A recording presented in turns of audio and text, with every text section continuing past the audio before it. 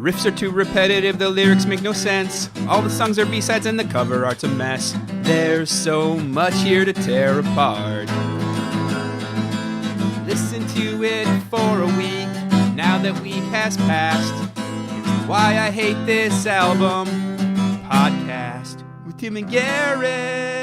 Hello and welcome to another episode of Why I Hate This Album, the show where we pick a song or album, listen to it for an entire week straight, and make the decision of whether or not we hate it, and come back to tell you, of course, why. I am one of your hosts, Garrett Harvey. With me, as always, co-host extraordinaire, Xenomorph to my predator, Timothy Richardson. Xenomorph, how you doing, buddy? Great, actually. I am in the Spook-Sember spirit, Garrett, and I am pleased to know that you are now referring to yourself as a predator. I feel like you set me up in the pre-show production meeting. Pretty sure you thought of that. Yeah, but it's your job to say, you sure you want to call yourself a predator on the internet? And then I say, no, I sure don't. Thanks, friend. Instead, here we are. Why are you doing well? Oh, Garrett, because of the Spook-Sember spirit. This week has been all black cats, witches, libertarianism, an all-consuming obsession that threatens to turn violent, and Ghostbuster references. When you put this album in the spooky Halloween hopper, honestly, I thought you were crazy. I thought you were trying to get us out of the spooky season, but this week has been low-key kind of spooky, and I don't think a lot of people would have expected that. I disagree entirely. I do not think it was spooky. Those topics were covered, yes, in this album. We are not in a Spook-Sember. The spook season is over. We are in the holiday season. Right, the spooky holiday season. God damn it. Folks, free me from this nightmare. You know that you're inviting people to come hunt you when you say that, right? Fine. That's fine. All right. I dare them. Oh, okay. Now I feel like you might be trying to get more victims for your hunt, Predator. What is happening? Anyway, not that you asked him, I'm doing poorly. Seems somebody at some point did a lot of, gosh, I don't even know what to call it because I wouldn't do something so childish. You can seemingly modify autocorrect to replace typed words with other words. Yeah. And somebody, I don't know when or for how long, but took it upon themselves to replace the word sincerely with Heil. Yeah, that's now, spooky. That is a spooky thing to say. I will say that's pretty spooky. Here's the problem. Sincerely is my preferred way to sign off an email. So I've been, for I don't know how long, signing several emails. Garrett Harvey. Yeah, it happens. I'm sure that the Paramount Plus and CBS censors will be believing what you've been signing off with, but maybe it'll slip through. Who knows? I would make the suggestion, bleep one of the words, independent of the other. Nothing wrong with it. And then switch it the second time. I'm going to assume all of those were bleeped given the times we live in. Yes. That is to say, fascism part deux. Okay. I guess more like part. Anyway, Tim. The point is it's back. Better than ever. Or at least with a new marketing team. God. We are anti it, by the way, just for the record. Yeah, we should probably make it clear because apparently it doesn't go without saying these days. We're against it. Yes. Good stuff. All right. Assuming we cut most of what just happened. Tim, what album have we been listening to for an entire week straight? We have been listening to Blues' Traveler spooky fourth album, the cleverly titled 4, released September 13th, 1994. And Tim, after an entire week with Blues Traveler, I'm very curious. Do you hate this album? This is a really tough one for me, Garrett. Because there's a lot of good stuff on this album, right? This thing ranges from slightly boring to pretty good to like borderline virtuosic with a slight detour into the incredibly insane. But Garrett, these hepcats are all good musicians. This thing's put together well. And I mean, I don't want it. I don't want any of this. But I'm going to say I don't quite hate it yet, but I teeter upon the precipice of hate and I await you getting me there. What about you, Garrett? Do you hate this? Ooh. I think I'm right there with you. I can't in good conscience say I hate it yet. It's too good. It's too good. But boy howdy, they're challenging us this week to get there. And I want to meet that call. Oh, Tim, this is unusual. There's a very elderly gentleman. I believe an elderly senator has just come in. Sir, would you like to? Yes, I would like to raise a bill to allow Timothy Richardson to never use the term hepcat hepcat again on the podcast. Oh, wow. I think that's official, Tim. Legislation has been introduced for you to stop saying that fucking term. Well, I have it throughout my notes. I challenge your bleeps. God damn it. I thought hopefully by bringing in an elderly senator, I might cut it off right at the top of the show. No luck. What if that passes? What if I second the motion? That's not how bills work, Garrett. God, I don't know how our government is run. Can Gino second the motion? Oh, you can second it all you want, but you have to have 60%, Garrett. This is not a budgetary matter. I think 60% of the podcast crew is basically me. You're forgetting You the don't interns. They can't possibly have a vote. Maybe a situation. All right, and we are out. That will, of course, have been removed. Tim, you don't hate it. I don't hate it. We are both on the precipice of falling deep into the chasm of disdain with this album. And I think we're going to get there today. But before we do, I'm very curious, Tim, prior to this week, what did you do with the Blues Traveler? Were you a four-boy? Were you a harmonica-loving, John Popper-watching, weird hippie dancing creep? See, you this like is stuff? This is why you need the word hepcat, because it just sort of encompasses all of those things you said. God damn it, I wish we'd gotten that vote in sooner. I remember listening to this around the time of release in the House of Saud. One of my friends had it. He also had the follow-up album, which is insane to me. Mm-hmm. And we listened to it a bunch, or at least we must have listened to it a bunch, but I only remember Hook and Run Around. And, of course, the neon green cover with the spooky, spooky black cat. But as far as I know, it's so spooky, Garrett. We'll get there. I mean, it is a hepcat. God. It's Spook Cat. Gino, can we get a spelling on this? Is it H-E-P? What's a hepcat? I've never heard the term either. So the point is, I've heard this. I'm certain I've heard this all the way through. I am also equally certain that I have not heard 10 of these songs. Ooh, wow. Yeah, it's a real Schrodinger's hepcat in here, Garrett. I'm so sorry. Yeah, you hear it now too, don't you? Yeah, I hate it. I'm not going to do it anymore because I hate it. It's real bad. Garrett, have you heard this album before? Weird that now I really want you to keep doing it. Maybe sort of as a Sisyphean punishment. I want you to lug hepcat for the next 120 minutes through this podcast. I have heard this before. That is to say, I've heard 2 songs on here, and then I'm pretty sure one more on the next album. Nope. You know what? I'm thinking of Counting Crows. I've heard 2 songs. The other 10 were, no, I've heard 3. I have heard 3. We'll get there. But yeah, Tim, I mean, of an album of 12 songs that was really popular, I suspect, I have heard 3. I didn't own it, though. Yeah, I didn't either. This does seem like something you'd have owned. Oh, yeah. Oh, yeah. It's, honestly, I think I might have just been a touch young. When did this come out? 94, 92? 94. 94, yeah. I might have been just a scotch too young. I don't know if I got those first albums till the next year. Whenever Deeply Something was out. Okay, that's your history. That's mine. That is to say, we both have heard the hits. You hang out with your buddy Bobby S, listening to it on repeat. Whatever. You guys still friends? No. When was the last time you talked to him? Probably 2002. Oh, wow. Yeah. Did he stay in Saudi? No. I mean, he went to boarding school, but there's a lot of people that I knew in Saudi Arabia that around that time I stopped talking to. That's probably a good move. It'd be interesting to find out what the fuck happened to him if he could do it without them knowing. Well, I know what happened to a certain subset of them. Yeah, we all know what happened to them. God damn it. That's the important part.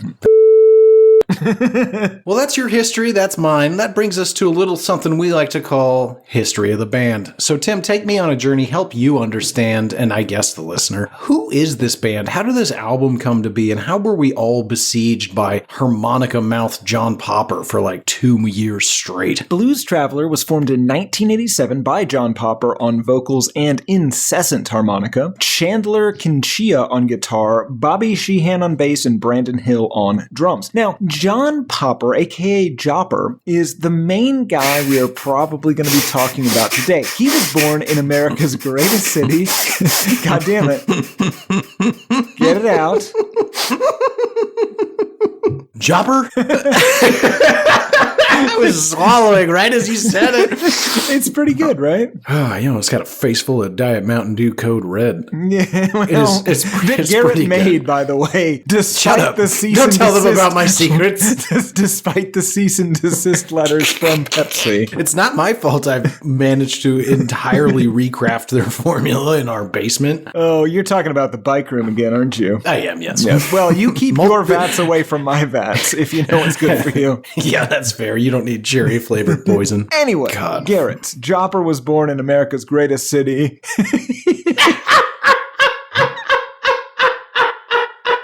Gino, did you hear that? Jopper. Garrett. I was totally expecting Johnny Pops. Jopper was born in America's greatest city. It sounds like a shitty 90s action movie starring Chuck Norris. Chuck Norris is Jopper. Garrett, stop doing this. Jopper was born in America's greatest city. I'm so sorry. I'm so sorry. Okay, hold on. Composure. Maybe if you write it down and read it a couple of times. I don't think that's going to help. Cool as a river, soft as a sponge. Okay. Mature adult, say Jopper. Okay, Jopper, finally, Garrett, was born in America's greatest city, Cleveland, Ohio, in 1967, but was raised in the industrial Northeast, Stamford, Connecticut, New York, and finally Princeton, New Jersey, where he did most of high school. He took cello, piano, and guitar lessons, but hated having to practice, so he was soured on those instruments for requiring effort, I guess. He allegedly wanted to be a stand-up comedian, mostly to prevent bullying, which is a strategy that you employed when you were a tiny boy until you randomly became a hairy man of respectable size and ability. There is, of course, no more deflecting violence with humor for you now. You embrace it, and in most cases, instigate it for money. This is inflammatory statements that I'm going to say allegedly. Jopper, though, found his way back to music pretty immediately after kind of discovering he was not very funny, after he and one of his friends did a Blues Brothers routine. He started playing trumpet in a jazz band, then started playing harmonica in secret, and then started playing harmonica for the jazz band after quitting the trumpet and convincing his teacher that he was a harmonicist by playing Thomas Dolby's She Blinded Me with Science, the original theme for America's greatest sitcom, The Big Bang Theory. Stay tuned for our future podcast, Why I Hate This Episode of The Big Bang Theory, aka WIHTEOTBBT for short. And that's, of course, where Garrett and I watch every single episode and discuss. I've seen generously 6 minutes of that show, all told. I have never hated something more so fast. We could do that show, Tim, like tomorrow. Yeah. It should just be Why I Hate This Show, The Big Bang Theory. Oh. I hate it so much. Yeah. I used to play it for Yogi whenever I wasn't in the house, so he'd have some company. Oh, that's a dangerous game. Now Netflix is like, hey, you like garbage? Well, I have that in pretty much every aspect of my life now. That's true. Yeah. Carry on. Anywho, Garrett, Jopper was a harmonicist now. Harmonicist? We'll figure it out later. Probably edit it in post. He met up with his friend, drummer and Londoner Brendan Colin Charles Hill to form The Establishment, later renamed Blues Band in 1987. They recorded a few demos. They had some original songs. They also did covers of things like Gloria Gloria and oddly the Battle Hymn of the Republic.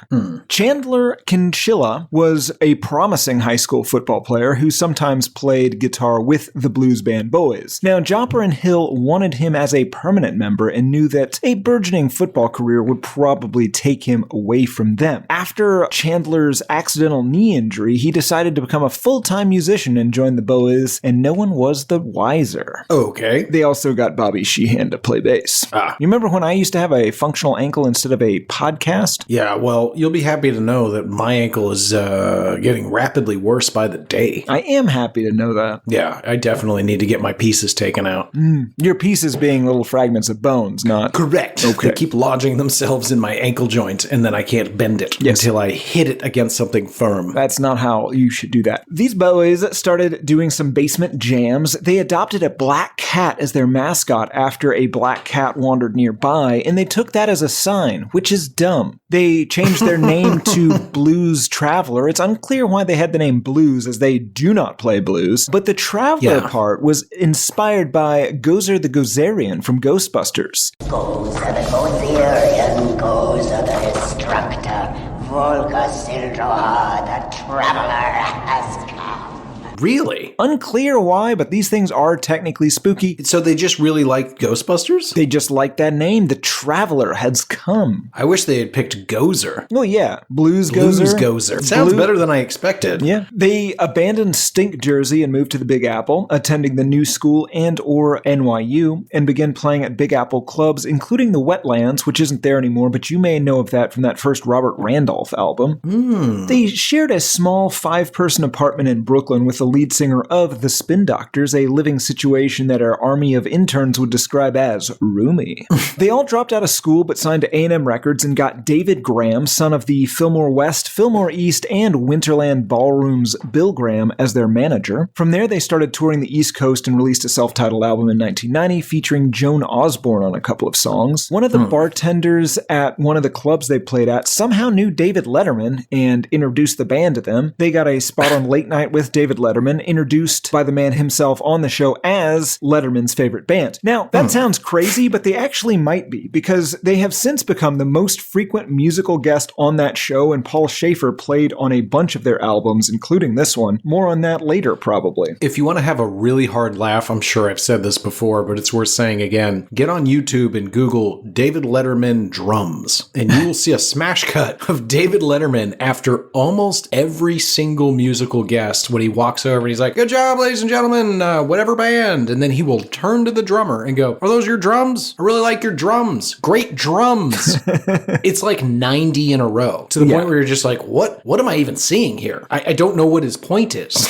Yeah, it's just Is a it funny bit. Is it a life bit? I think so. Garrett. Is he a drum enthusiast? No, I think he's just a weirdo. No. They released Travelers and Thieves in 1991. That featured Greg Allman on a song for some reason. Then Bill Graham, their manager's father, and a good part of the reason people gave a shit about the Grateful Dead and Jefferson Airplane, died in a helicopter accident on the way home from a Huey Lewis and the News show. A helicopter piloted by a man whose nickname was, and this is true, Killer. Killer flew them into power lines. Blues Traveler released a live EP in honor of Bill Graham featuring Carlos Santana. They get good guest stars, is what I'm saying. A lot of fancy people play on their albums, and I do not understand why. In 92, they founded the Horizons of Rock Developing Everywhere, or HORD, music festival / tour to give bands like the Spin Doctors, Fish, and Widespread Panic an even more places to play for some reason. Because, again, this is not a blues band, this is a jam band. Do not ever let anyone tell you differently. Yeah. Jopper then got in a motorcycle accident and had to tour whilst in a wheelchair. They released their third album, Save His Soul, in 93, which features Jopper on vocals, harmonica, electric guitar, 12-string guitar, Irish whistle, string arrangements, 12-gauge shotgun, and a 9mm pistol, including gunshots heard in some songs. More on that later.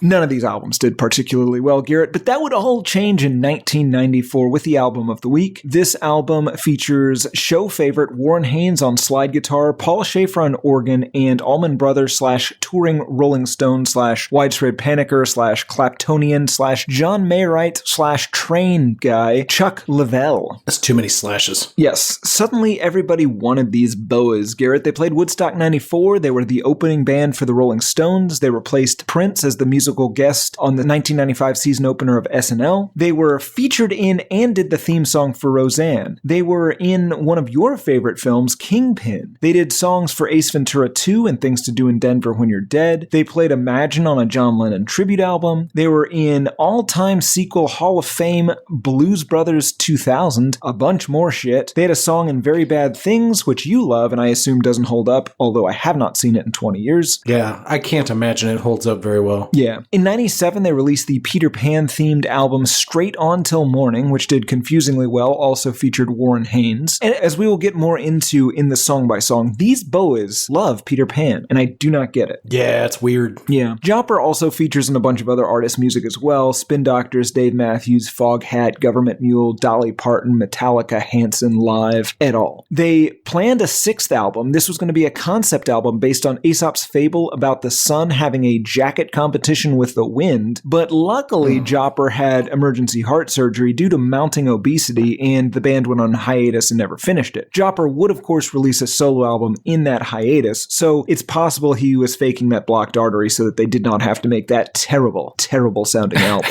In 99, bassist Bobby Sheehan was found dead in New Orleans with a whole bunch of cocaine, Valium, and heroin in his system. The band decided that Bobby would definitely want them to keep on making that sweet, sweet jam rock money in his absence. So they got Chan Conchilla's younger brother, Tad, to be their new bassist. At the press conference announcing Tad's ascension, Tad can be seen hurriedly discarding some bags labeled allegedly. What? No. Yikes. I don't think we should say that. We'll probably it's a funny joke, though. We'll probably bleep some of that. They also added a permanent keyboardist. Jopper then got gastric bypass surgery in 2000 and has apparently lost more than 200 lbs. It's a lot of lbs. They released an EP and a new album, Bridge, as a tribute to Bobby in 2001, again featuring Warren Haynes, who's just kind of in this band, or at least as a studio member. In 2002, Jopper had lost so much weight that he had to stop using his classic harmonica bandolier belt thing because it no longer fit. Now, I forgot to mention that, Garrett. He would walk around on stage with a bandolier of harmonicas in various keys during live performances and, one imagines, during sex. Oh my. Now, okay, is the wearing of the bandolier during intercourse just a power move, or are those harmonicas getting used? Garrett, you know how often he uses harmonicas, right? Almost incessantly. Yes. I assume I have my answer. He's gonna get bored, or maybe, I don't know, maybe it's been 2 minutes and it's time for a harmonica solo. They were dumped by A&M Records. They released Truth Be Told in 2003. Jopper was arrested for marijuana possession that year. They quote-unquote left Sanctuary Records and released Bastardos in 2005, and a live EP with a version of The Devil Went Down to Georgia that has Jopper doing the fiddle part on the harmonica, because of course it is super gimmicky. I gotta say though, probably still objectively pretty goddamn good. Oh, he's great. Listen, he plays the goddamn harmonica very well no matter what the situation, or one of the 12 harmonicas he has in his sex holster, or whatever we're calling it. Oh god, he just hands them out when he sees people in like real life, when they're like, hey, are you John Popper? And he's like, yeah, I am, have a harmonica. It's weird. Like, I've seen footage of it. Interesting. He's just, how many would you have to be able to do that? Well, that's why he's got the bandoliers, Garrett. Still not okay. In 2006 to 2007, Jopper released an album with the John Popper Project featuring DJ Logic, a jam band that plays rock, hip-hop, and improvisational jazz. Now, I have not heard this, but I feel confident saying that I don't like it.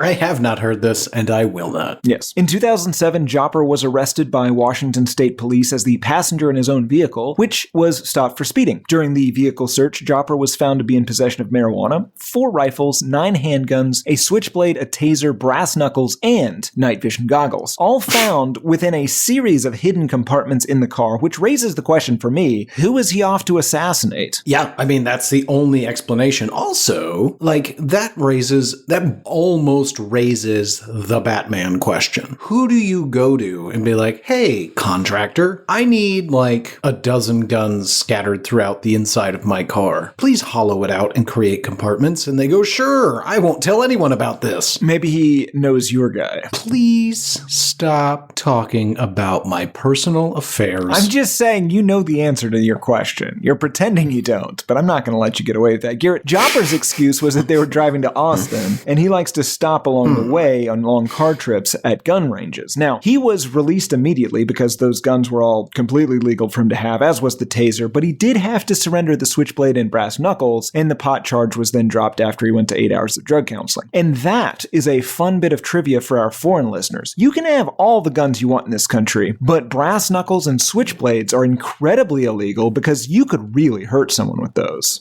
According to Wikipedia, Jopper, quote-unquote, carries weapons in any state where it is allowed, even on stage, and allegedly moved away from New Jersey due to its restrictive gun laws. Interesting. Blues Traveler released North Hollywood Shootout in 2008, featuring Bruce Willis on vocals and harmonica on a song, so I guess they kind of are a blues band if you think about it. Shut up. They continued to release... Did he perform as Bruce Willis or as Bruno? Presumably as Bruce Willis. This was, well, no, it had to have been as Bruce Willis. Come on, in 2008? But it's Bruno. It is Bruno. It is. They continue to release albums that less and less people care about. Susie Cracks the Whip in 2012. Blow Up the Moon in 2015. Jopper released an... What's up? I'm sorry, I was looking down at my notes. I swear to God, I heard a harmonica. Don't think so. Okay. Yeah? Did you hear harmonica? No, keep going, dude. I'm gonna Tim, we don't have time for fucking bits. We're in like minute 34 of your history. Please keep going. I'm sorry. I'm trying to find my place. I swear to God, I heard a harmonica. Jopper released an autobiography called Suck and Blow in 2016.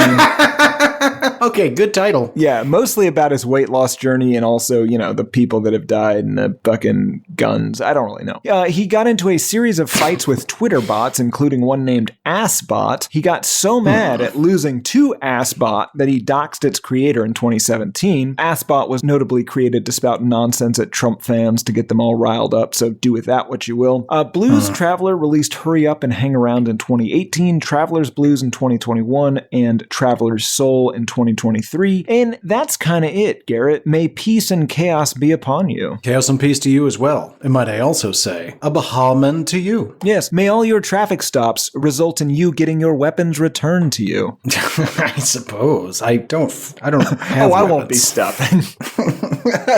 Nah, I got the little thing on my license plate that lets them know they don't got to pull me over. I've said too much. Alrighty. That brings us to general thoughts. Car in the city. Not for you. Anyway, general thoughts. Okay, so we should start with the obvious question, Garrett. Is this good? Ooh. Yes? I think so too. Yeah. I think, okay, so Jopper, genuinely a harmonica virtuoso. I think we can agree with that, right? Sure. So overused though. Like I went back and forth between laughing every time like another harmonica solo would start in this song and like either that or just having a bit of an eye twitch because by the time the 4th minutes long harmonica solo starts, like I want to hear just anything else. And then, Garrett, they give me something else and that something else kind of sucks, right? But yeah. If you're a band and you have something as gimmicky as really good but also just really expansive harmonica solos, you need a second trick. And that second trick had better not be scatting.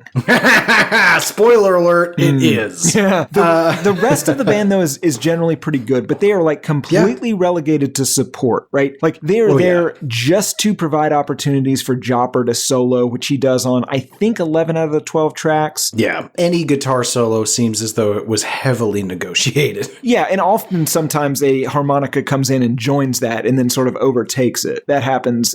I swear to God, I'm hearing a harmonica. Listen, there's a shit ton of harmonica on here. I feel like I hear it even when it's not on, but there's no fucking harmonica. You gotta stop. I swear to God. You're smiling, so it makes me think you're fucking with me. I'm not playing the harmonica, Garrett. I agree. You are not playing the harmonica. Okay. I am also not playing the harmonica. But did you? Have you? Now I'm certain this is a bit. Have I played the harmonica before? Yes, I have. No, within the past minute, we'll say. No, you fucking idiot. All right, Garrett, the comparison I have for this guy is Chris Teely, of Chris Teal, Punch Brothers, Nickel Creek, and MacArthur Genius Fellowship fame, the mandolin player, because he is as virtuosic, probably more so at his instrument, but like his playing is like well integrated with the rest of the band, and it doesn't come off as the rest of the boys just supporting him. Right. And it's also weird because you've got Paul Schaefer, Warren Haynes, so many other musicians that they could call on to do so. I mean, this is like the Beatles on the White Album just being like, I'd like, Eric Clapton to play the guitar solo in this. Get Eric Clapton over here. Like they could do that with Warren Haynes and in fact they do. And then, it's just more fucking harmonica solos. Yeah. It's just like, no, we want you to play like rhythm way down in the mix. Mm-hmm. It's all to serve John, you see. Yes. I never would have known that there's a very quick limit on harmonica. Yeah, well, because in my head, it was just like the reason the two singles on here are the singles are because those are the two that he did the crazy harmonica thing on. So those are the two that everyone picked up on as like the novelty songs on this album, right? It's like Jethro Tull or Lizzo, like playing the flute. It's where you're just like, oh, that's weird. That's going to be the single, but it's not. It's every song. That's their one trick. Yeah. Those are just the two songs that he does does it best on. Yeah. Or at least it seems a little more balanced. Yeah, but I mean, I believe I said this last week. I don't know. This to me, it's jam rock, but it also veers into like the harmonica equivalent of ska. Just where you've got harmonica instead of horns. And interesting. Harmonica ska, I think, is fairly accurate to describe this because, again, you've got like the rest of the band is sort of, they're playing rock. And if you took the harmonica completely out of it, it would still be a song. You've still got, the full structure. It technically would make sense. But once you put the harmonica or the trumpets or something like that in, the rest of it is immediately like, oh, that was all just built around having this extra element in here. Yeah. And that element ruins the song. Yeah. And again, if you had Run Around on here and no other harmonica, like the rest was Widespread Panic, and you also had a song where John Popper was let me give you a great example. The first Government Mule album where John Popper plays the harmonica on the song Mule, that makes sense. That's how you do it. That's what this album should have been instead of only harmonica. Yeah. Alrighty. So they are borderline jam band. They're super poppy. It's way too much harmonica. However, it is important that we say it at least one more time. They're so wildly talented. It's disappointing that this is the result. Yeah, they're great musicians. Yeah. Start to finish. And again, they do think they make a lot of decisions other than just the harmonica thing that I don't agree with. But even when they're doing things that I find boring or just irritating, it's still technically good. Oh yeah. We are not, for once we can say very confidently, like they're very good at making the music. It's just not for me. Yeah. Okay. The only other thing I think we should hit before we go to the song by song is the overall subject matter. Because a good portion of this album, to me, seems to be about, and I don't know how much you read about Felicia Lewis, if any. Nope. So I didn't mention her in the history. They didn't bother to mention her on the Wikipedia page. I did do a Control F to see, just to make sure I wasn't missing her. But apparently, a good portion of this album is, well, at least one song is definitely about this, but a lot of the others thematically seem to be about how Jopper is really angry that she doesn't want to bang him. Who is this lady? This was the initial bassist for like a week in this band, and then I guess she gave Got it wise. to whatever, and I think and went off to medical school, I think. But a lot of this, specifically the song Run Around, which definitely is, but a lot of this seems to be about how she doesn't want to bang him and how he might do a bad thing as a result. His sentiments vary between high school Garrett sad boy bullshit and some genuinely upsetting lines that imply he is capable of something awful. It's a hey there Delilah sort of thing, but with menace. Oh boy. Well, let's get into it then, Tim. I had no idea that we knew the Delilah of the first song, so let's get to talking about it. Track number 1, Run Around. Starts off with a pleasant little acoustic jam with some bongos. Already we have way too much harmonica, but I'm not complaining about the harmonica yet because, again, track number 1, it hasn't become oppressive just yet. No, not at all. But this is from Chandler Kinchilla. He's saying, actually, the song's an unrequited love song about John and our original bass player, Felicia, who he kind of had a crush on. Back in high school when I joined the band in 1986, they were in a band. I replaced the guitar player. She was a classically trained violinist, but was the bass player for fun because she was friends with everyone. Bobby got involved. She was an incredible student. She's now a doctor, so she gracefully stepped aside for Bobby, who was in it for the long haul. John always had a crush on her, but they were friends as well. So the whole song's from that affair. They're still very close. It's just an unrequited love song. So this is officially a cucks anthem. I mean, I called it a sad boy anthem, but let's get down to brass tacks. We're cucking out here. Yeah. Not us, of course. Mr. Jopper. Absolutely. And I personally suspect that Jopper creeped her out until she was more than happy to just be like, hey, here's the bass. I'm out. Yeah. I don't like this. 100%. After she had to have a very clear and honest conversation with him that they are to remain just friends, she then gracefully departed the band. Mm-hmm. And he has not taken that just friends lightly. No, he's not. Let's get into it, folks. We all know it, but let's read the lyrics. Oh, once upon a midnight, dearie, I woke with something in my head. head. I couldn't escape the memory of a phone call and of what you said. Like a game show contestant with a parting gift, I could not believe my eyes when I saw through the voice of a trusted friend who needs to humor me and tell me lies. Yes, humor me and tell me lies. I do want to say before we get to the content, if you're making allusions to Edgar Allan Poe, you're definitely not getting laid. It depends. The goths might disagree with that. I don't know about the adult goths. Elder goths. Elder goths. That's still such a stupid term. I just picture somebody's grandma. Anyway, now for the content. So this guy wakes up in a start with the realization that, oh shit, I think she just called me to get something.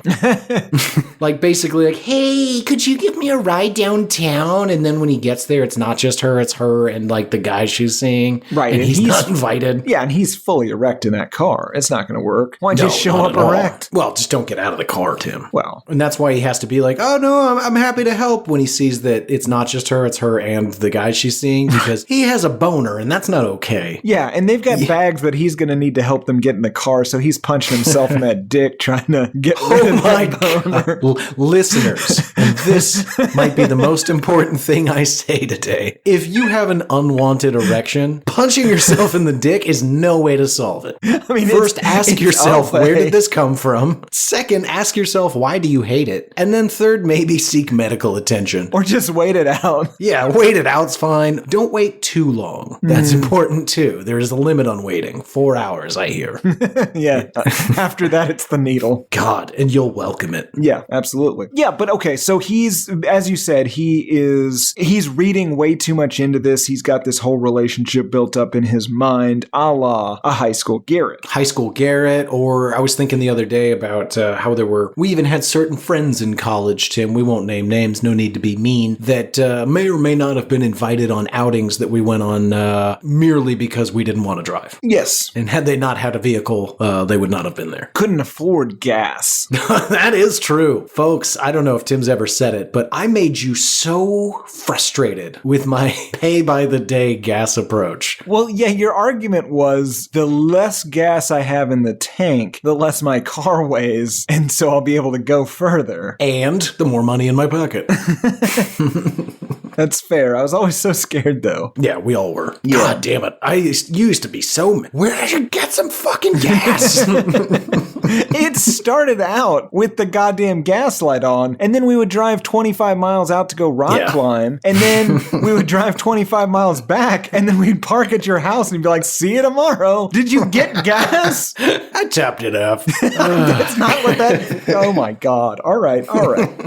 Anyway, it was Garrett, for years, too. Yes. So poor. You said earlier that she had a very direct conversation with him that they were just friends. And I disagree with that because there's a lot of like, humor me and tell me lies, humor me and tell me lies. I'll lie too and say I don't mind. I think that she's doing this soft selling. She's saying, listen. Yeah, I think we get the full progression here. I think it's a full arc. I think we're just in the how did we get here phase. Yes. So she took advantage repeatedly and he let her. You know, it's a two-way street.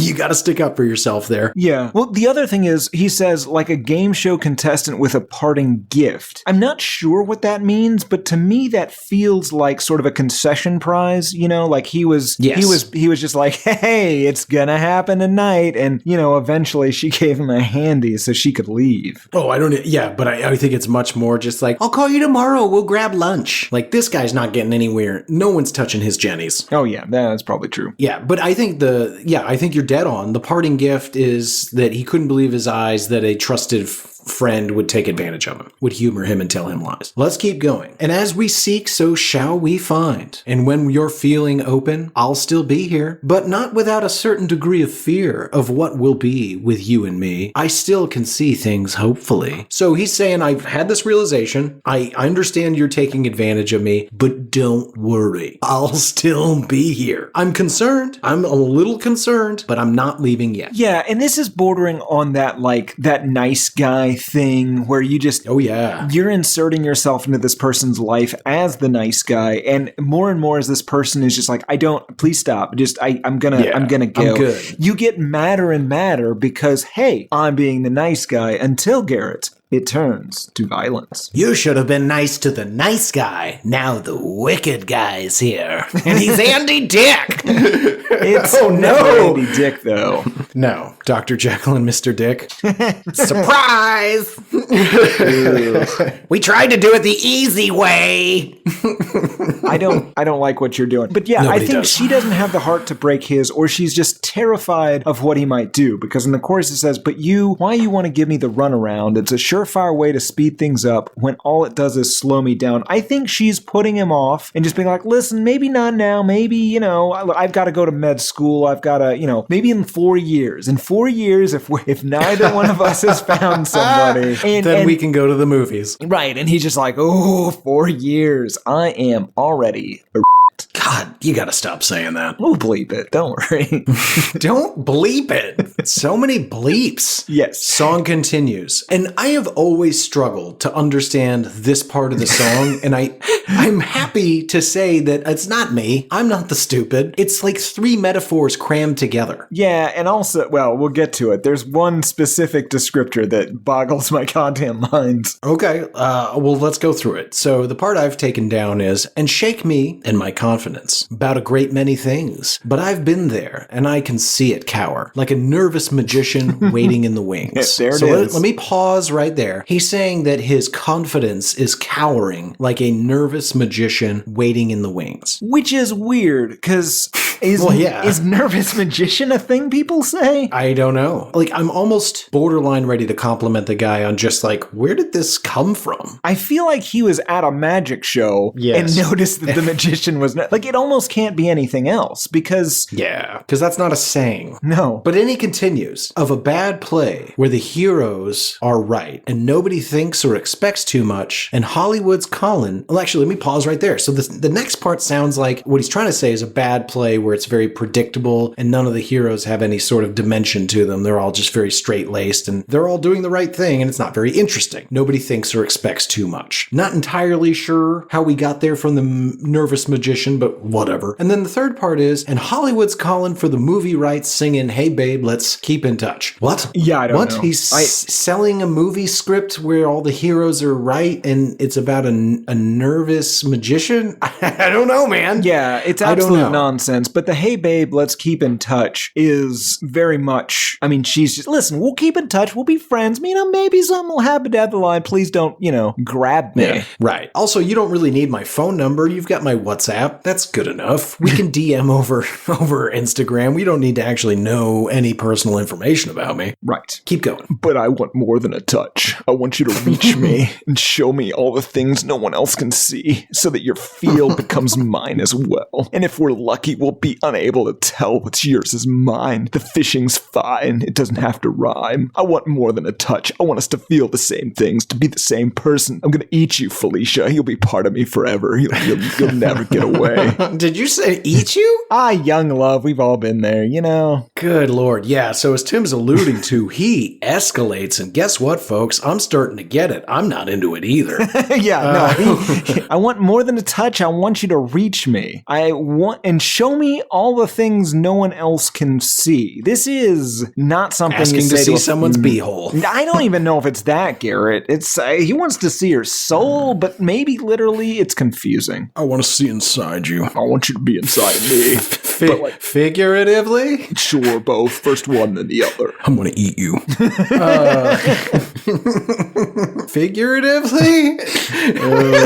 That brings us to a chorus again, and a phenomenal harmonica solo we're all very familiar with. Yeah, honestly is great. And this should be the last one on the album. Unfortunately, it's the first. Yes. So, song continues, ha la la la, bombardier, this is your pilot speaking, and I've got some news for you. It seems my ship still stands no matter what you drop, and there ain't a whole lot you can do. So let me make sure I've got this. Don't worry, babe, this toilet knows no bounds. Continue shitting all over me, I'll be fine. Maybe, but it also might be, listen, there's not really anything you can do. You can file restraining orders, you can cut my brake lines, you can hit me in the head with that fire extinguisher you're holding, you can run into the woods. I'm just gonna keep coming, I'm gonna keep walking at a steady pace, holding that knife with the weird blank Billy Shatner mask on. You're mine, Felicia. Also, we get a hint of some scatting in this bridge. He doesn't go full scat, but yeah, that's for later. He's just a tease. I don't know. It's it's rude and I shouldn't do it, but your statement, I don't want to eat you, is so funny to me because he does he wants to become one with her. And I was just like, obviously he's talking about banging, but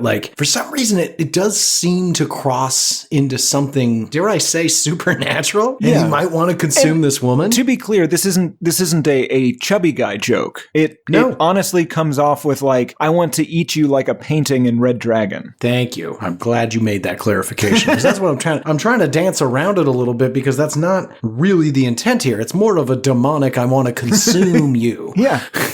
Okay. I think we're on the same page and that's all that really matters. Let's wrap things up, folks. Oh, I like coffee and I like tea. Like to be able to enter a final plea. I still got this dream that you just can't shake. I love you to the point you can no longer take. Well, all right. Okay. Be that way. I hope and pray that there's something left to say. So he's saying listen, I still have hope for us. I think we can make this work. And her response is, Jesus Christ, read the restraining order. But he's saying, all right, okay, be that way. I'll back off today, but I'm going to be here tomorrow. Yeah, absolutely. Because that restraining order doesn't say anything about Tuesdays. Not specifically anyway. Yikes. Yeah. Alrighty, let's keep moving. Well, track number 2. Before we move on, Garrett, do you want to hear the Alvin and the Chipmunks version of this? No. What? God, I feel like I'm gonna though. Roll the Alvin and the Chipmunk. Yeah, the Alvin. Yeah.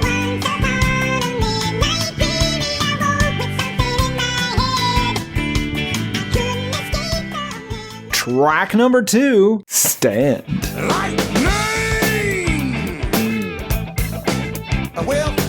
It's a real Mickey Mouse operation. I have never heard this song before, despite having... this is a new song. This was made last week. It's very different stylistically. It's funky. It is funky. I was going to say, it seems funk-inspired. A lot of it, the guitar tone sounds like what 311 was doing at this time, and the only reason I thought of that is because they were playing that at the Rock Gym on Sunday for God knows what to torture me, I guess. Somebody there listens to the show, and it's like, this will be funny. I know this asshole. Yeah. And I guess this is a triumphant song about Jopper recovering from that motorcycle accident. Yeah, first I wrote down a whole bunch of deep interpretations of this song, and then I was like, oh no, it's about recovering from a motorcycle accident. It's very physiotherapy related, yeah. Now, what I do want to call out before we get into the details, or the deets as Tim calls them, is the delivery on this starts to get really funny. So he begins every stanza of every verse with a single word that is just stand! Stand and walk. It's like Ray Romano is fronting a jazzy jam band thing. Yeah, it's not quite as deep, but honestly, as this album progresses, he sounds more and more like Jack Black to me. Yeah, but like Jack Black doing a Louis Armstrong impression. Yeah, so we'll get into it, but the delivery is so strange. So he begins, stand and walk. Tragedy is cheap and so is talk. Decision, yours to make. What will you do? In the end, it comes back to you because it's a long way to fall. Yeah, and I mean, this is the first of several songs on this that feel like motivational cat posters. Yeah, now this one might be specifically for people in wheelchairs. Oh, absolutely. Yeah. He goes on to brag that he is not afraid of thunder and lightning, not like Batman the dog, who is a coward, saying thunder, don't scare me at all. Lightning, well, just a little. Pressure, so he is scared of lightning, just to be clear. Right, but not thunder, not thunder. No, that's true. Pressure, it ain't worth a dime, and all your wounds, they'll all heal in time, because it's a long way to fall. Now, Tim, what the fuck does it mean it's a long way to fall? What is the falling? I don't know. It seems like it should be you're rising up. I don't know. It seems like he, at the end, is just like, listen, yeah, sure, you're going to recover, but also there's going to be some setbacks. Ooh. And I will point out, this could be revival music. If you don't know it's about physical therapy, it could be stand and walk. Tragedy is cheap and so is talk. Yours to make. What will you do? In the end, it all comes back to you. Thunder don't scare me at all. Lightning, well, just a little. Pressure. I like this interpretation. I mean, I do think that he's saying, stand, don't worry, you're eventually going to walk again. You will have a pretty severe infection in that knee replacement, but you're going to walk again and it's going to be okay. But I love your idea that this is tent revival music, only because I have a bunch of Errol Childress references from True Detective later in this episode. Great. Wouldn't be an episode without it. Continues on. So he's saying, he's a little scared of lightning, remains unclear what exactly is falling. thing, but he could be, if it's my interpretation, some sort of tent revival. You could be, it's a long way to fall into Satan's grasp if you don't stand up and make the tough decisions to work hard and stand in the light of our Lord. Love it. We get way too much harmonica soloing. The song slows way down, followed by a bunch of the answers are getting harder, followed by Garrett. So much scatting. See, folks, nobody likes it. Did you get your lyrics from this from Genius Lyrics this week? No, I was just badiddly bopping. Well, I ask because whichever Genius scholar added this, it's hilarious. They have transcribed, but badiddlela da dee do badiddlela da n deddle da n do, etc. Phonetically spelled out scatting, etc. It's like J-Devil almost, but slightly more traditional, slightly less phlegmy. Yeah, which somehow in my mind makes it worse. I will point out that just before the full scatting, and it is full, we do get a real guitar solo. It's quite short, but I assume it was the only way the band would agree to that ending, because that scatting is garbage. Yeah, you want to have a harmonica solo and then a scatting solo. Yeah, we're gonna do music on this as well, jackass. I'm pretty sure this is what happens when you hang out with the fucking Spin Doctors, because they had... Do you remember the Spin Doctors? I don't. Oh, fair enough. Well, our listeners enjoyed that. Well, that is to say they hated it because it's scatting. Yeah. But folks, that's why you don't do it. It's contagious. Let's see. We get the chorus again, and that brings us to track number 3, Look Around.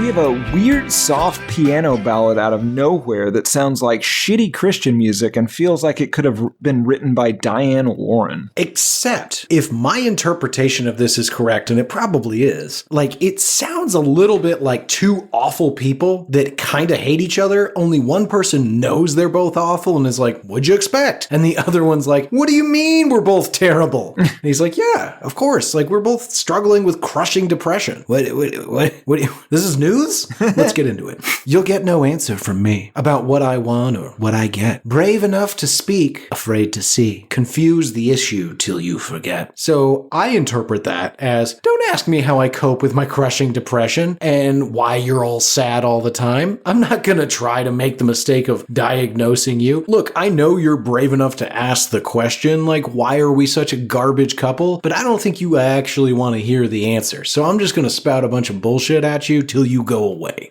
That could be the way you deal with me sometimes. Absolutely it is. Actually, the way I deal with you is just claim ignorance. When you ask me a bunch of fucking questions, I go, I don't know. Guess what? I know. I just don't want to tell you. Interesting. Yeah, it's just a pain in the ass. Okay, song continues. And I've tried to finally decide why I'm in your face. I don't know why I'm terrible to you. And I've put you through a lot. And I'm probably going to put you through more. I don't know why. I'm just a piece of shit. Garrett Harvey in conversation. God damn it. I mean, that is all accurate for you. Yeah, and for you. But you deserve it. No, I mean, never mind. Let's keep going. And if you can't already tell, I'm unable to let things go. But I'm told I do it very well. But more important, you should know. We'll get to what you should know in just a moment. But he's basically admitting, like, hey, I know I'm a really awful person to deal with. I've been told I'm quite pedantic and awful. Did you not know that? In conversation. God damn it. This is not fun. Do you have any notes for this song? I don't. None that I'm going to share. I agree basically with you. I think it's mostly about how he's trying to neg Felicia into, giving him a try. Because listen, he's trying to convince her that she's terrible, and I know that was a goddamn harmonica, Garrett. I keep looking down at my notes. There keeps being a harmonica noise. The ambulance outside is not a harmonica. No, the harmonica in this room is the harmonica, and I will get to the bottom of it. You're looking right at me. Gino's 8 feet over there, and every single one of our interns is currently sequestered in the bike multi-purpose room for reasons. They're in the vats for reasons, we'll say. And so what the fuck are you talking about? I look away, I look at my notes, and I don't like this bit. I don't either, Garrett. Oh my God. Let's move on. Go ahead. What were you saying? I don't know. All right. Song continues. You're gonna have to go and find it. I could dig beneath the ground. You'll have to unearth every ugly stone that kept you on your own and simply put them down. You're gonna have to look around. It's not my job to inventory your life, and I'm not the reason you're sad. It's your job to go figure that out. Then we get a completely solid guitar solo, and the strangest part of this song. He just casually says, and I don't care, buyer beware of me. Cause it might get rough. Yeah, that's truly upsetting. These are the things that are just kind of like in there. This just like, listen, you're gonna be physically. I don't know how else to tell you this, but oh my God. Yeah, that's how I was assuming it was emotional abuse, not physical. Jesus. It's both. It's both. Can it be both? Is this the only song on this that doesn't have like a legitimate... I mean, listen, I'm sure there's harmonica in here, but that doesn't have a legitimate harmonica solo? I did not clock one. All right, fair enough. Well... Yeah, and for that, it's our favorite song. Let's change that with track number 4, Fallible. We hold up a mirror and we hate what we say. This one starts off with an excessive harmonica solo. We're back to rocking again, I guess. Yeah, we're rocking, I guess. Yes, it's... And I'll be very interested to see what your read is here, because I've got 2 very convincing sets of notes for what this song's about. So let's get right into it. With an air of indignation, smiles a painted porcelain face. And we're supposed to trust this? Decorum has its place. Tim, what's your read? So, I mean, I probably will have to go a little bit further to give you a full one, but I feel like everybody's wearing masks, Garrett. Ooh, I like that. We're all pretending here, and there's a lot of... I mean, obviously, he is the monster hiding amongst the sheep, but also she's faking it, too. Yikes. Okay, I thought perhaps he was making a specific reference to your typical political artifice, right? Bunch of politicians with saying how they're better than everybody and they're full of shit. Or lizard people. This guy strikes me as a real free thinker. Oh, Could we'll be wrong. get there. Yeah, no, this guy has gone well beyond libertarian. And then my third theory is my personal favorite, and we're going to have to take a little more of the song for me to really flesh it out, but I'm going to give you a preview. I think this song is about a prison inmate who is catfishing a woman that believes that she has signed up for a traditional dating service, but is actually signed up for a prison dating service. Or she has signed up for a legitimate one, and, well, he's got normal internet. Yeah, that's also very possible. So then the opening is like, hey man, we're all lying about who we are. Like, as long as we can treat each other kindly, it doesn't really matter, but let's keep going. But you and I, beyond that, with a question I might ask, how suddenly the smile doth crack when we slip beneath the mask. Yeah, so below the surface, we're all liars destroying this nation, or human-eating reptilian nightmare fuel, or he's worried that she might figure out beneath his mask he's not such a good dude. Yeah, or he is a good dude. He just made a mistake that one time. Well, those few times. 7 times, but just that one thing. Yeah. God, ruled this campus. Why did it have to be strangulation? Anyway, song continues. And they're fallible. Yeah, they're fallible. And we hold up a mirror, and we hate what we see, and we keep on trekking westward, infallibly. Our leaders are possibly not perfect, and they're a reflection of a populace that doesn't love itself. Possibly a reference to Lewis and Clark and all that westward expansion business. Or, hey, we've all done stuff we regret. Before you go judging me for lying about my criminal past, why don't you hold a mirror up to yourself, lady? Exactly. You've exceeded the speed limit, which is a crime. Well, yeah. Civil I offense. strangled 7 different people in Central Park and was caught for 4. What's the diff? That's right. He continues, Garrett. God, I want to touch you in that place you want to hide. Dare you come after me? Commit my narcisside. Punishing the guilty was never my intent. I just busted out of prison, baby. That's really where I went. I want to touch you in the place you want to hide is the kind of thing, again, That's a criminal statement. It's the thing that fella from the end of True Detective, the Errol Childress fella, might say to Maddie McSee. Now, Tim, remind me, was that gentleman the Yellow King, or did he just merely worship him? I think he worshipped the Yellow King. Okay. I think. And I think you're right. The end of that show confused the fuck out of me. Yeah. Some sort of trash maze, and he might have seen into the space? I think he was hallucinating. I agree. Okay, God, I want to touch you in the place you want to hide. I want to touch you in your safe space? Maybe. It might be like, I'm going to figure out your deepest, darkest secret and, the thing you want to hide from everybody, and then I'm going to use that against you. What is narcisside? Well, aside from a made-up word. Yeah, because I Googled it, and I put quotes around it, and as far as the internet is concerned, that word does not exist. I concur. It is not a real word, but of course it's, was that a portmanteau of yes, yeah. narcissism and suicide? I guess. Yeah, but basically he's saying, listen, I can't, this is how I arrived at the prison theory, is because if it's not about a guy who really wants to bang and has been trying to obfuscate that, what the fuck is this about? I don't know. Suddenly he wants to touch her in the place she wants to hide, and he literally says, I just busted out of prison. Oh, that's true. Yeah. We get an excessively long harmonica solo. Oh, yeah. Followed by some bullshit that kind of makes me think your politician and or reptilian theory is right. Oh, right. If you crave some revolution, take possession of your stand. It's the only one you'll get to make in a moment, come and gone. So you only get an opportunity to push back in once, Tim, and in that instance, it might go, and then suddenly you're being run by,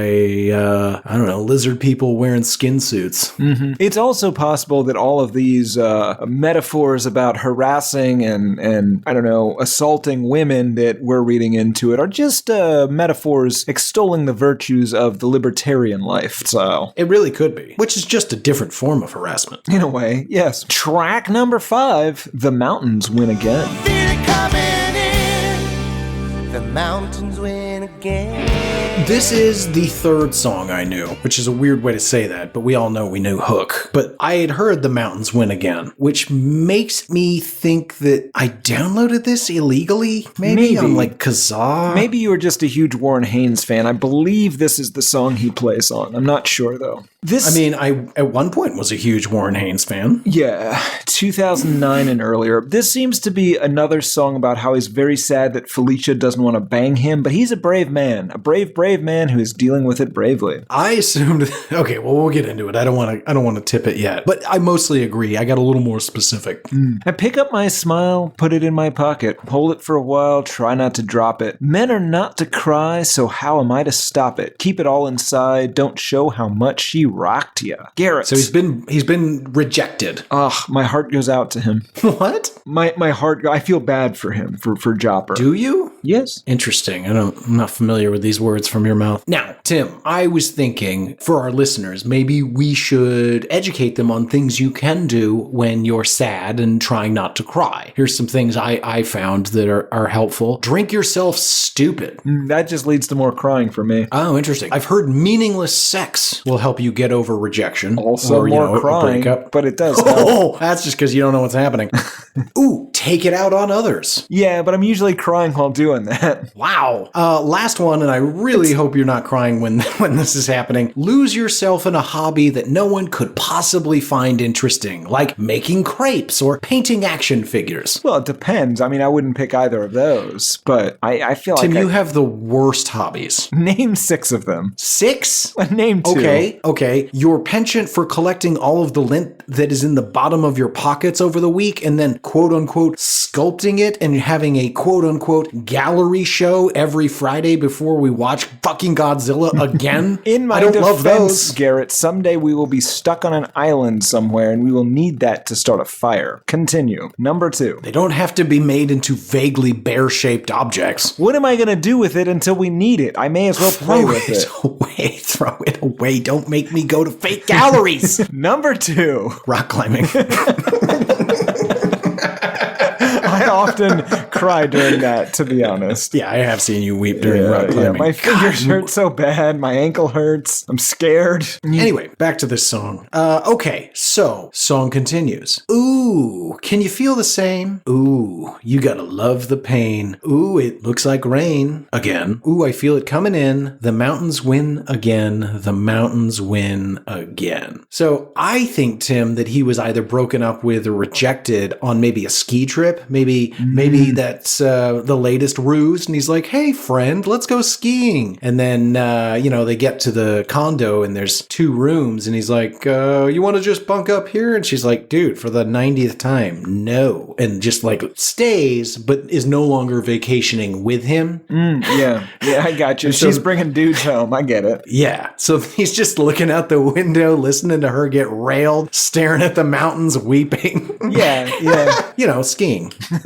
Yeah. I mean, what an uncaring bitch. Because he says, dreams we dreamed at night were never meant to come to life. I can't understand the ease. She pulled away her hand. This time in my life, I was hurt enough to care. I guess from now on, I'll be careful what I share. Jopper, she doesn't like you. Just not into you, man. Yeah. You gotta stop. It's always going to be the same answer. And listen, I'm coming from a place of expertise here. I spent most of my high school pining after women that had no interest in me at all. Or did, and I was very bad at understanding it. But it was probably the former. Yeah. I see. Thank you for clarifying that. I mean, you did see the picture. Yes, we should share the picture. We should never share the picture. It's so funny. It looks like there's Vaseline on the lens. Like I don't look human. No, you look like a little lizard person. But then I'm like a little fetus. A hairy little fetus. Gross. Folks, I looked so strange that on multiple occasions, people thought that I was half Asian because my skin didn't fit my skull properly. I mean, it still doesn't, but in a wildly different way. Yeah, that's on account of the hockey sticks to the face. Yeah. Okay, anyway, I think that's it. I think we need to move on. Yeah. Track number 6, freedom. You take it for granted. I just like when it's born. This is a weird libertarian screed, right? Yeah. Okay. Yeah. And it's unclear exactly what his point is half the time. It is, because it starts off with a reference to either helping or not helping homeless people. I think it's not helping, and he has the freedom to not help. Yes, and he's yes, it comes across like the speech in Reservoir Dogs where Buscemi, I think, is bragging about not tipping. So he says, I walk right by him and he's freezing his ass off. He could be dead. I'm supposed to walk away. I won't remember a thing come the summertime. Handful of quarters make me feel okay. I think he's saying, at the very best, people that help the homeless are just doing it to make themselves feel better, right? Like if you're giving that guy... I would even say people who give homeless people change are telling themselves they're helping the homeless to feel better. But they're not actually helping. But the other thing might be, I'm keeping those quarters because I like I would rather have the quarters. Yeah, and they have the freedom to be homeless, and I have the freedom to keep my quarters. And it backs that up, right? Because, who's going to have to pay? Who do I love today? I love what's mine because what's mine is all mine. Give me a reason to go get more. Don't really care where I go to get it. I ain't too clear about what's yours is yours. It really, really and again, this might all be tongue-in-cheek, right? He might it might be satire. He might be making... Or satire. Satire. What just happened? But given his known, libertarian politics, it really feels like he's coming off and just being like, listen, man, I fucking earned this. You didn't. Fuck you. Yeah, I think it's not tongue-in-cheek. I think it is very much like, hey, we all have choices we make in this world, and those choices have consequences. Yours mean you sleep on the street. Mine means I have a pocket full of quarters and a bandolier of harmonicas. Yes, that I wear during sex. Now, Jopper is, of course... I look like Chewbacca, but I also scat. Yes, I look like a hairless Chewbacca. It's horrible. Who knew that? Who knew that wouldn't work? Yeah. But yeah, again, he's definitely a hardline libertarian. But I have this feeling, based on his love of guns and some of the quotes and that he says about his political ideology, I feel like he's a borderline Freeman on the land type person. I don't consent to your laws, so they have no bearing on me, officer. Your flag either doesn't or doesn't have gold fringe on it. I forget which way that works. I notice you're getting your taser out. Why are you getting your taser out? I refuse to pay taxes, but also I use roads because this is not a great philosophy. Yeah, as it falls apart immediately. God, I've managed to stay away from it for a few months, but occasionally I fall into sovereign citizen video holes, and you're just watching people get pepper sprayed and tased repeatedly for having the worst argument known to man. Yeah, and that's the thing. Like, we've mentioned that on the show before. With the one exception, I am against police brutality. Like, full stop, I am fully against it, except for these sovereign assholes. citizen guys. Like them, go ahead and tase them. I have no sympathy for this. There's a lot of division in America today, Tim, and I look for opportunities to unite us and to find common ground. And I think that the majority of us can all come together and say, these people deserve it. They're assholes. Yep. If you don't like a single thing that I'm saying, if you're offended when I demonstrate, don't mean a damn to me, and I shall continue. Hope you won't mind if I control my fate. It's again, this is just libertarianism. Yeah. Who do I have to fight? To defend my created rights. It's, stand my ground and whatnot. If all this, like, what's mine is mine and yours is not yours, like, what if he's stealing freedom? Explain yourself. Okay. So he says, like, you take it for granted. I guess that's what it's for. But before you demand it, take a look out your back door. I believe the it is the titular freedom, right? Mm-hmm. So you take freedom for granted. I guess that's what it's for. I'm with you so far. Tim, I'm Jamie Foxing here. Childish Gambinoing. Jesus. But before you demand it, take a look out your back door. What does that mean? It means, like, before you demand freedom, make sure your backyard's cleaned up? Maybe. What I like to think is that he goes around as the judge and jury on who is appreciating their freedom enough. And if you're not appreciating it to the extent that he thinks you should, he's gonna imprison you in some sort of weird makeshift jail he's created in a hotel room somewhere. I'll take it one step further. Okay, that was pretty far, but all right.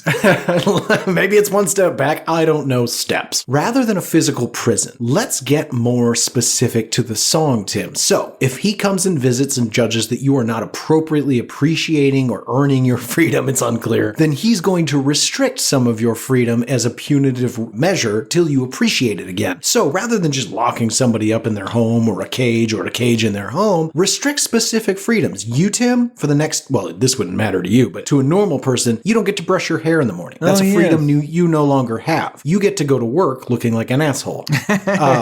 Hey. Socks? Nope, not for you. You've lost the freedom to wear socks. Enjoy those dress shoes, friend. Dogs? They're all staying at your house for the next week, and you can't tell them what to do. That's a freedom you've lost. Like, you could really ratchet it up bit by bit and get creative with it. Have some fun. You see cowboy hats? You always wear them for the next month till you have the freedom to take it off. That'll teach you to not appreciate your freedms. Garrett, I don't think the cowboy hat's going to work with me the way you think it will. None of this would work with you because you're a weird person that doesn't even in the most remote way represent humanity. Thank you. Nope. I'll defend what's mine because what's mine is all mine. It's what I'd fight for. It's for what I'd bleed. I roll the dice on the grand experiment. While I am strong, I will get what I need. I had no idea that this was in here. I had no idea he was just like, listen, I'm going to prey on the weak while I can. Just really get everything that I can get. I'm going to take your freedom, which I think is just telling people what to do. I do like, it's what I'd fight for. It's for what I'd bleed. Not die, but I'll get pretty seriously wounded. But you'd expect most people to say it's for what I'd die for or something like that. Yeah. Let's see. So he's talking about freedom in America, and he says, if you're concerned with the moral imperative, if you're tripping on the right thing to do, come to my office with the exclusive screenplay, I Think There's Money in a Book About You. What the hell does that mean? I have no idea. Best I got is religion makes money on people that are looking for answers, and so they might sacrifice their freedom for comfort. It's the second song on this album, though, that implies, like, where he's talking about, like, writing a screenplay and doing, like, the business behind getting that. Like, what? Yeah. I don't know. I choose what's mine, so what's mine will be all mine. Gonna make $1 million on the folly of men. Don't even care about no consequences. Turn my damnation into chapter 10. I'm gonna write a book about his persecution and fight for freedom? Yes. I think he wants to be Judge Dredd and then write a comic book about being Judge Dredd. Inscrutable, Tim. Yes. Track 7, Crash Burn.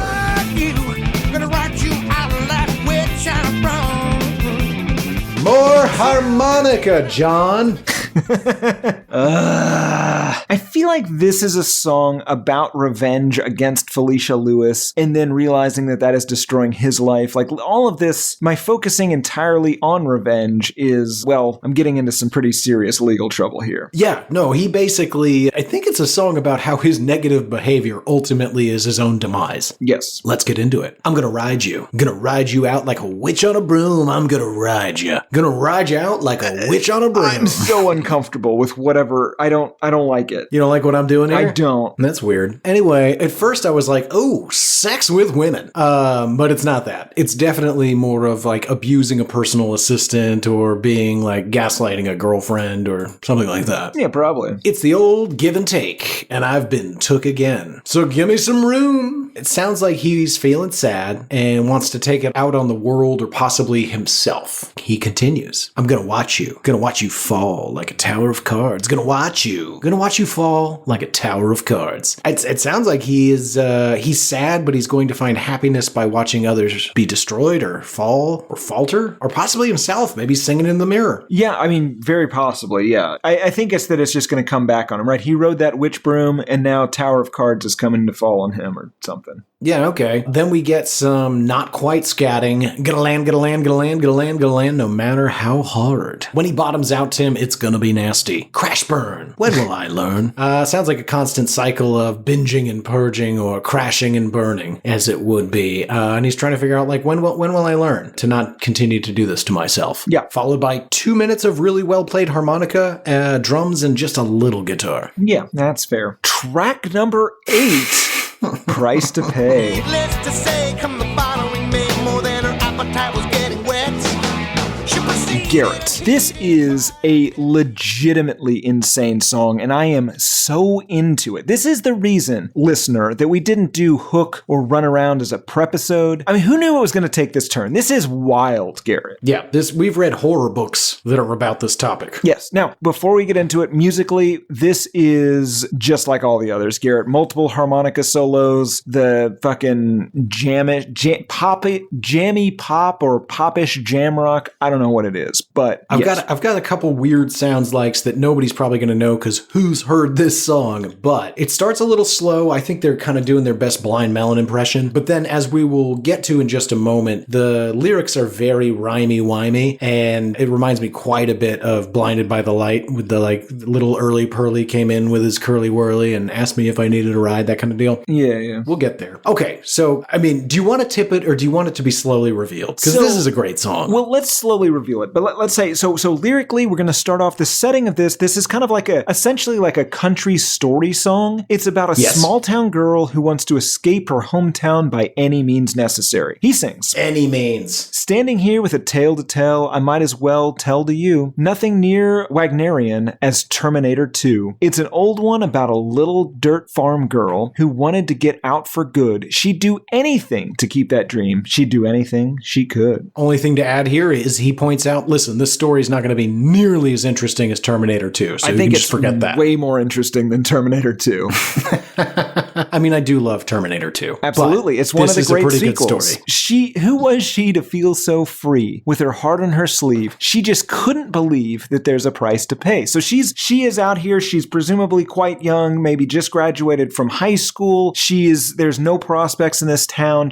Listen, first thing that comes along, I'm going to take that. I'm going to get out of this little town and I'm moving to the big city. I'm going to be an actress or a singer. Okay.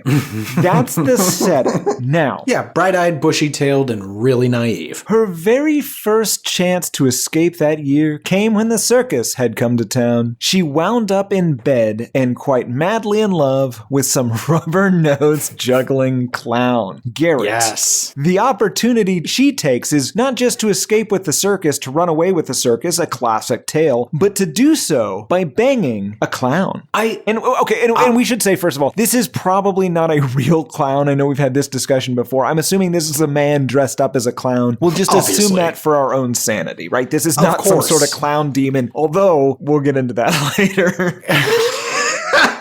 She never would have escaped his clutches. Well, maybe. He promised he'd return for her come next spring, and he swore he wouldn't forget. It is unclear to me why, when the circus leaves town, she can't go with him, right? This clown convinces her, listen, next year, you have to stay here. I got clown business to take care of. I'm going to go do that for a year, but when I come back, I'll be ready for you and I will take you away. I just can't believe that I'm going to be joining you at the circus. Oh, yeah. So about that, my next 52 weeks are just slammed. With circus stuff. I've got clown paperwork, circus meetings, you name it. I really just don't have time, and we'd have to find you a job, and there's just not a lot of openings. Give me a year, get my schedule cleaned up, find you a nice sweet spot here in the circus, and I'll see you. We'll run away together. I'm not lying, by the way. Yes. Okay, so it continues. So needless to say, came the following May, more than her appetite was getting wet.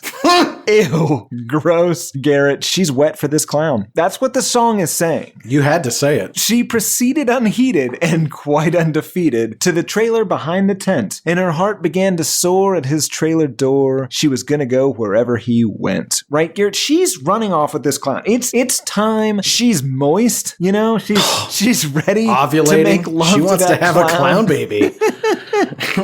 And she wants to put a clown baby in her. Again, That's disgusting. Okay, but now we're coming up. Maybe this is a real clown. This is how so? How so? Well, we'll get into it. But if she's going to have a clown baby as opposed to a human baby that she then dresses as a clown, those are two very different things. Oh, well, of course. We're splitting hairs here. And of course, what you just read, Tim, is the one that is the portion of the song that really made me think of Blinded by the Light where is it here in my notes? It's, She proceeded unheeded and quite undefeated to the trailer behind the tent, and her heart began to soar at his trailer door. She was gonna go wherever he went. She was blinded by the light. Mm-hmm. Yeah, it's weirdly, obviously I'm doing a horrible job representing it, but it's all I could hear. Yeah. And Garrett, then it takes a tragic turn because this clown, it turns out, is a real playa, as you say. And the dream that all little girls have of becoming a clown's wife is dashed for our heroine here. He arrived at last about half past with a girl under every arm. And this is where I have to stop us because this is really odd phrasing. It doesn't say with a girl under both arms. It says under every arm, which makes me concerned that this is some sort of like It or Pilo Family Circus situation where does he have more than two arms? Yes. Okay.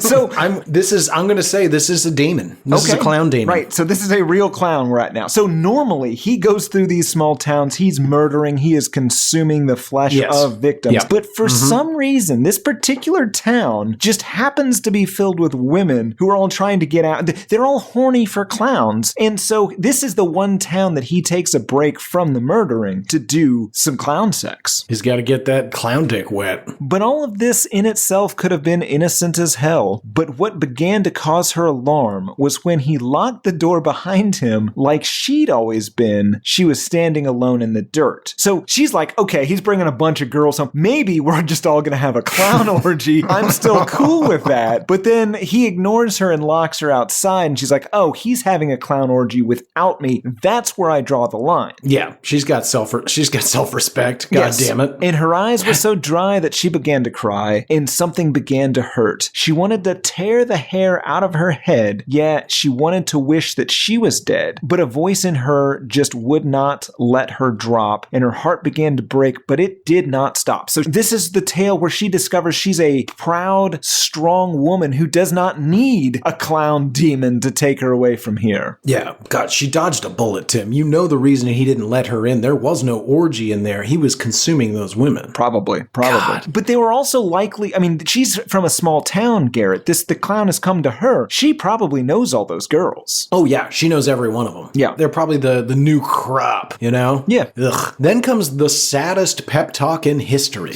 Run all your races, and don't you fear. You and I are getting out of here. Okay, so far so good. And we'll survive. That I guarantee. Because you don't need much when all you have is me. Oh, that's a cute way to say you're all alone. Yeah. Listening to a clown bang your friend Cindy. Yeah, and also consume Rachel. Oh, yeah. She One's for banging, one's for eating.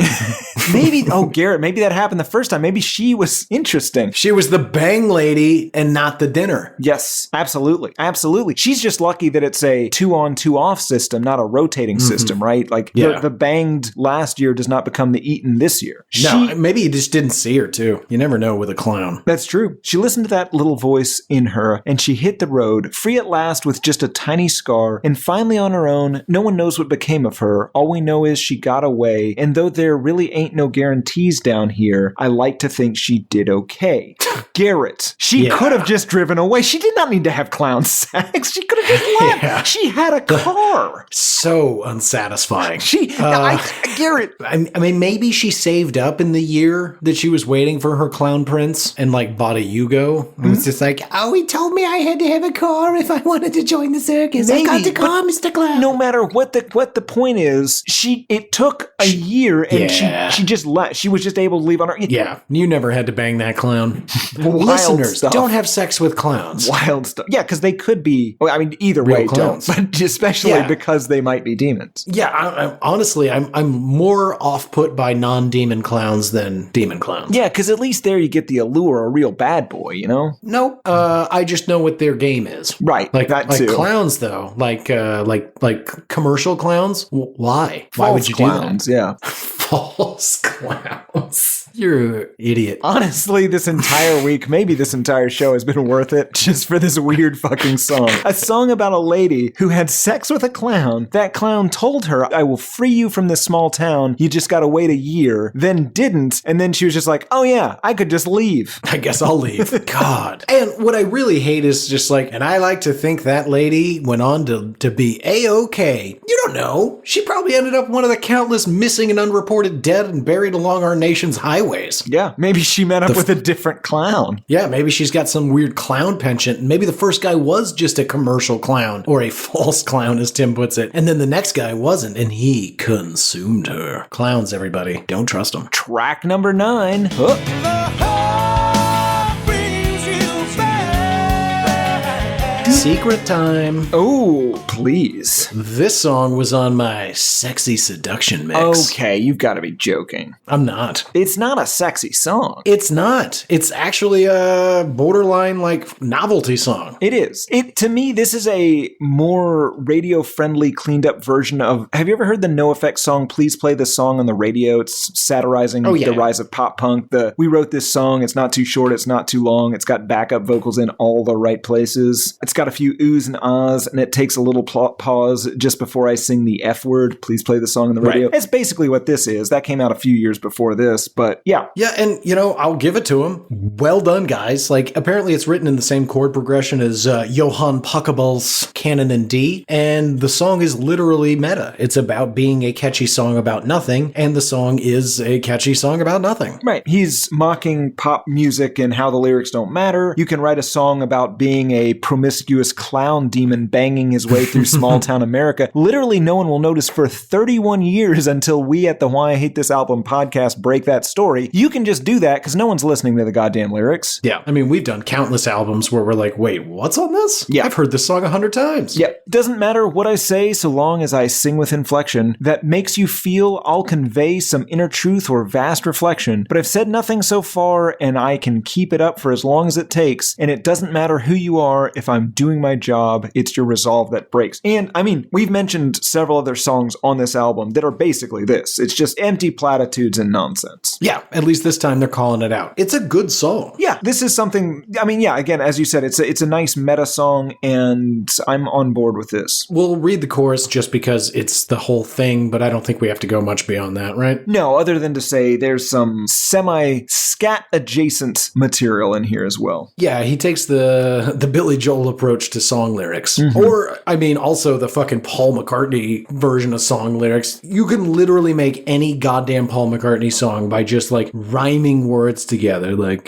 Tony Macaroni was feeling kind of lonely, but he didn't have money for the fare. So he called his brother Bobby, and he showed up in a lorry. Pretty close, right? That's pretty good. Point being is, you can pretty much make nonsense out of this just by rhyming things. In their case, they said, what did he say? Suck it in, suck it in, suck it in. If you're Rin Tin Tin or Anne Boleyn, make a desperate move or else you'll win, and then begin to see that you're doing to me. So like, yeah, it's just nonsense. Not as good as my Tony Macaroni song, but the hook. Because the hook brings you back. And I ain't telling you no lie. Yeah, the hook brings you back. On that you can rely. And it's true. It's a very catchy hook. It's a catchy song, but it means nothing. Absolutely. Oh, also we should mention aggressive harmonica solo. Yes. And we should also mention this sort of doubles, right? This is the band's jopper, really, the equivalent to saying allegedly, so that all those things he said he was going to do to Felicia on earlier songs, they're just like, no, it means nothing. None of this matters. Exactly. Yes. Alrighty. Also, one other thing, Garrett, a few more Peter Pan references in here, just not for nothing. Yeah, that's right. Like, because he could have said anything, and instead he goes right back to, like, no matter how much Peter loved her, what made the pan refuse to grow. Ugh. And then harmonica solo. Okay, track number 10, graciously, the good, the bad, and the ugly.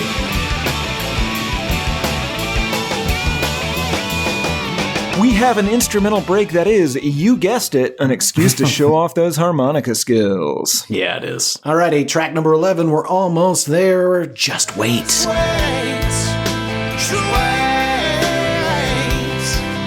This is another like motivational cat poster song, just the just hang in there kind of thing. Yeah, it's weird. To be clear, let's get the math out of the way. Got 18 just waits in this song. That's too many, even though it is a 5.5-minute song. And we've been generous about this the entire episode. We should say all these songs are like 5.5, 6.5 minutes. It's too much because you got to squeeze in 90 seconds of harmonica.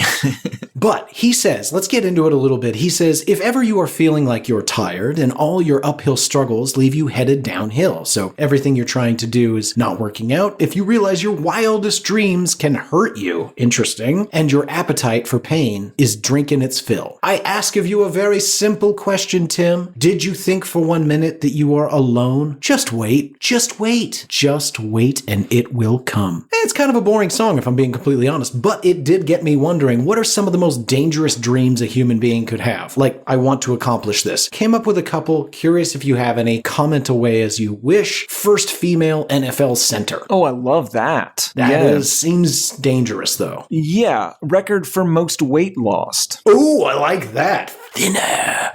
Record for juggling the most running chainsaws. I like that. Fighting a shark. I mean, that one's fine because sharks aren't real, but like, assuming they are, and they are, right. But assuming just for the sake of argument they are, don't do that. Most harmonica solos on one album. No, they did that. Oh.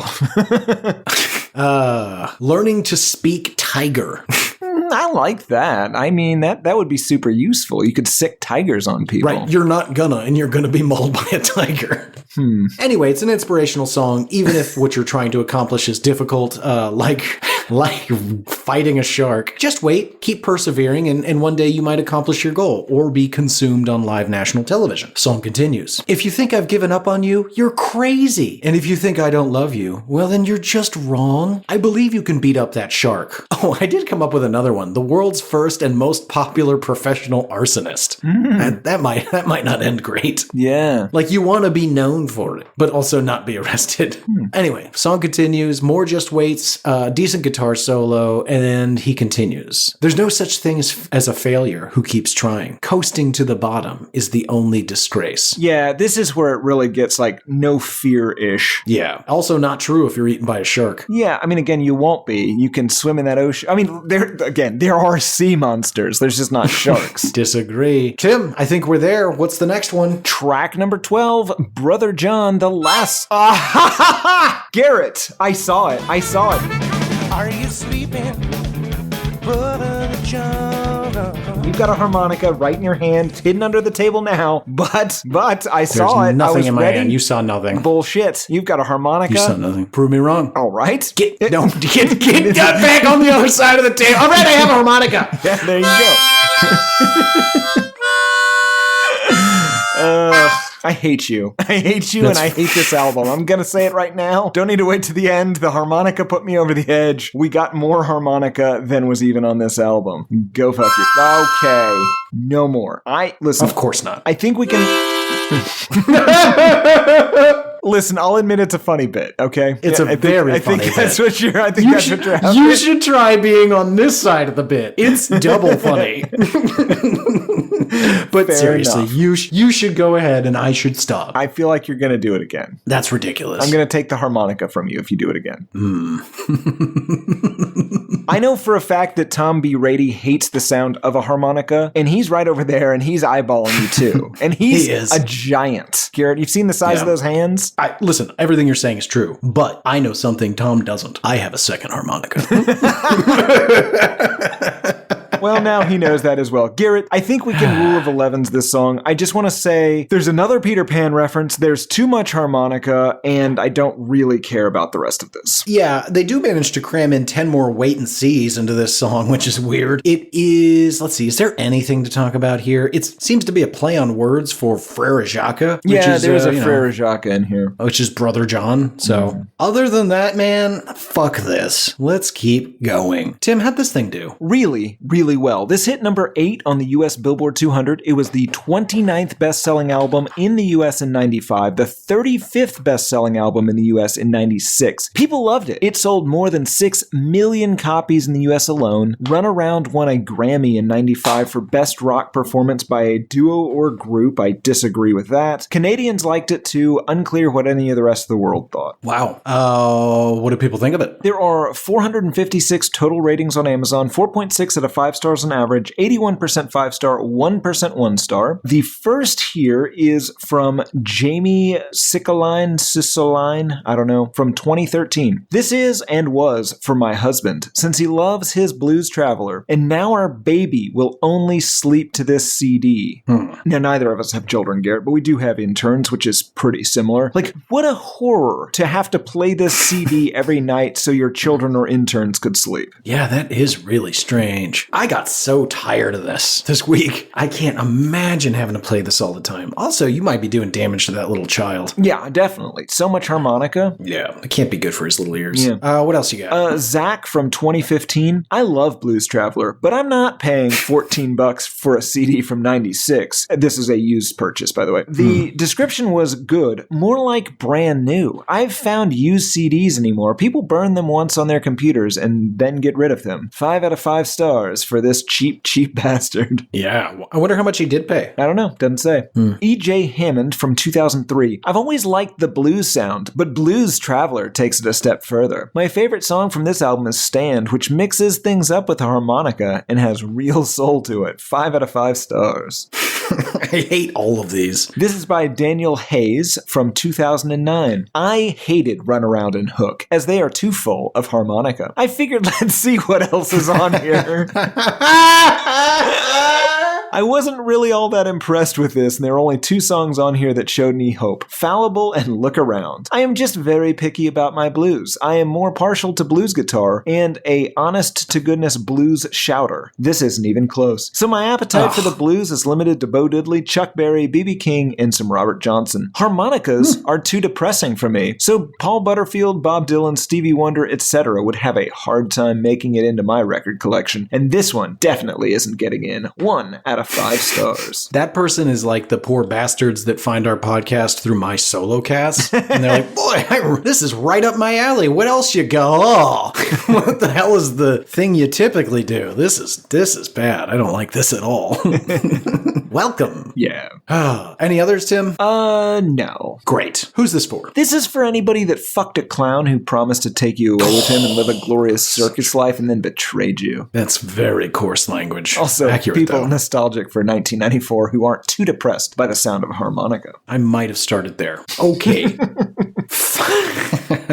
Final thoughts. Anything you want to say to me before I ask the big cue? No, listen, again, I want to reiterate, when we say what we're about to say, I think this is, front to back, this is good music. These guys are good at their instruments. They construct songs well. Some of the lyrics are clever. It's well done. His harmonica playing is genuinely, like, he is a virtuoso at his instrument. It's just too much. I mean, it suffers from the problem of, like, jam rock in general, right? Where you're just like, everyone plays plays on every song. We want the most we can possibly get out of everything. We're, and it's just, listen, no. We don't all need a solo. Yeah. Yeah. Although in this version, it's just John. Well, yeah. Again, it's very funny to me that anytime anyone else does any sort of soloing on this, he immediately is just like, but harmonica, and like starts playing the melody that they're playing and then overtakes it because, he's a fucking lunatic. Yeah. Less guns, John. Please. That's my Maybe that's my request. That's how everyone's just scared to tell him less harmonica because he's got all those hidden guns on him at all times. It's too many. Your guns have guns. How many guns can you possibly hold at once? Well, according to,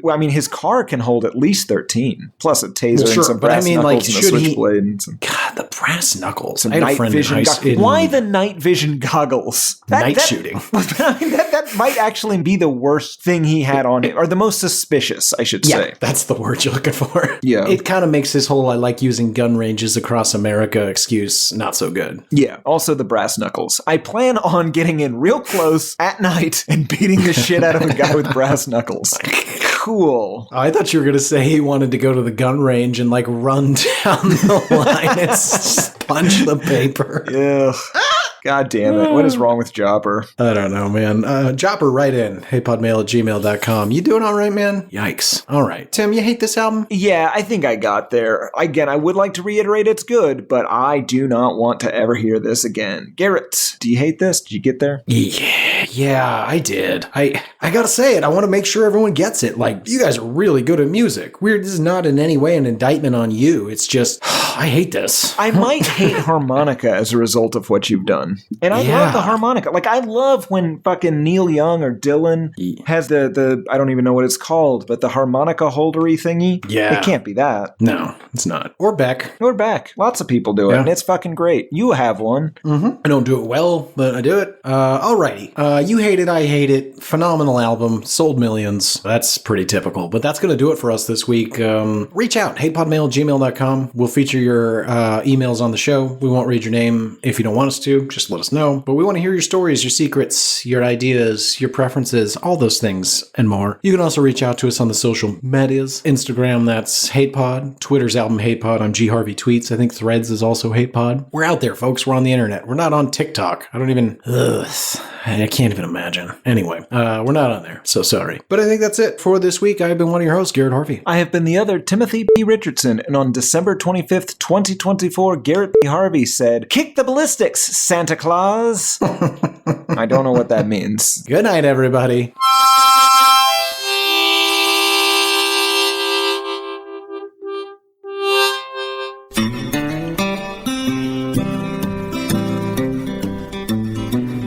There's cowboys running through my dreams. Nothing's quite the way it seems. I joined the Navy, got kicked out in a week. My facial features aren't distinct. Try to find some meaning in these songs. The genius is a genius, got it wrong. No, it's a lobster murder sex thing. It's the bleaching of the rear. A full assault on both your ears. The riffs are too repetitive. The lyrics make no sense. All the songs are B-sides. The cover art's a mess. Listen to it for a week. Now that week has passed. It's the Why I Hate This Album podcast with Tim and Gary.